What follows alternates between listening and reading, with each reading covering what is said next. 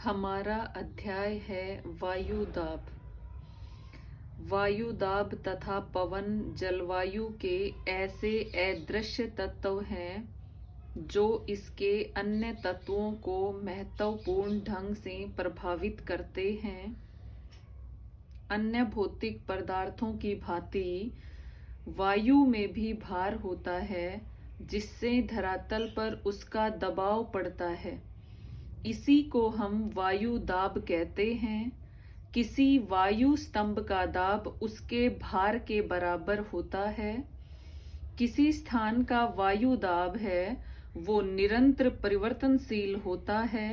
पृथ्वी तल पर वायु के दाब में होने वाले परिवर्तन को हम अनुभव नहीं करते हैं, किंतु वायु दाब के ऊर्ध्वाधर परिवर्तनों को कोई भी प्राणी सहज ही अनुभव कर सकता है। पर्वतारोहियों को वायु के निरंतर कम होते हुए दाब के कारण अनेक कठिनाइयों का सामना करना पड़ता है। धरातल पर हमारे शरीर के भीतर तथा बाहर के दाब में संतुलन की अवस्था पाई जाती है, किंतु अधिक ऊंचाई पर यह संतुलन भंग हो जाता है। वायुमंडलीय दाब में ऊंचाई के कारण कमी आ जाने से शरीर के भीतर दाब के प्रभाव से कान के पर्दे फट जाना, नाक से खून गिरना तथा आंखों से रक्तस्राव होना आदि सामान्य बातें हैं। यह हम सभी जानते हैं कि गुरुत्वाकर्षण बल के कारण धरातल के निकट की वायु ऊपरी भागों में स्थित वायु की अपेक्षा अधिक सघन होती है। अधिक ऊंचे स्थानों की वायु अपेक्षाकृत विरल होती है। इसीलिए पठारों और पर्वतों पर मनुष्य को अपेक्षित मात्रा में ऑक्सीजन की प्राप्ति के लिए अधिक सांस लेनी पड़ती है, जिससे वह हांफने लगता है।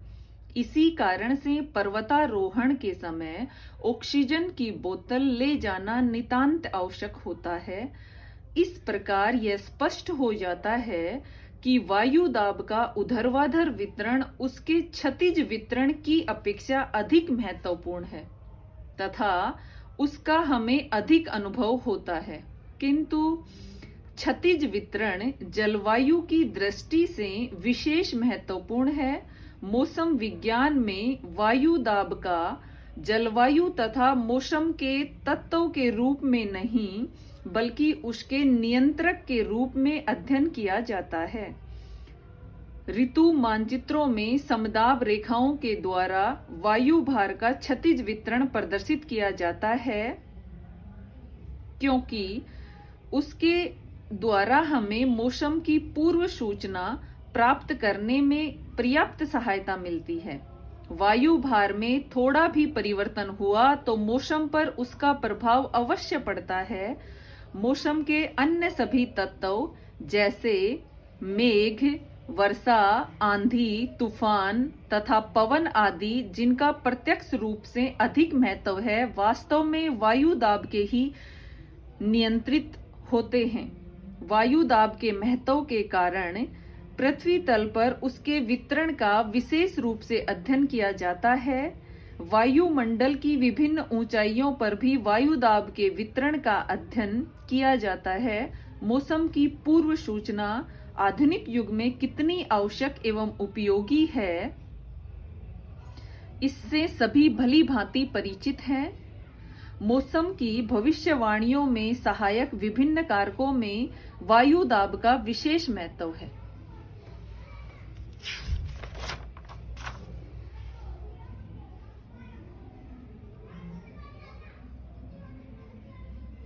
वायु दाब एवं पवन। वायु दाब तथा वायु संचार में अत्यंत घनिष्ठ संबंध है। वायु दाब का अंतर ही पवनों की उत्पत्ति का कारण है। विभिन्न स्थानों के दाब में अंतर के कारण वायु दाब प्रवणता उत्पन्न होती है। पृथ्वी तल पर समुद्र तल के समान ऊंचाई पर स्थित दो स्थानों के बीच वायु दाब के परिवर्तन की दर को वायु दाब प्रवणता की संज्ञा प्रदान की जाती है। वायु दाब प्रवणता वायु दाब के अंतर का समानुपाती होती है तथा वायु की क्षैतिज गति का मूल कारण है। इस प्रकार पवनों की उत्पत्ति उनकी दिशा एवं उनके वेग वायु दाब के अंतर के द्वारा ही निर्धारित होती है। वायु दाब में थोड़ा सा भी अंतर वायु की दिशा एवं उसके वेग में परिवर्तन ला देता है और यह परिवर्तन वर्षा एवं तापमान को भी प्रभावित करता है। इस प्रकार वायु दाब में होने वाले परिवर्तनों का दूरगामी प्रभाव पड़ता है।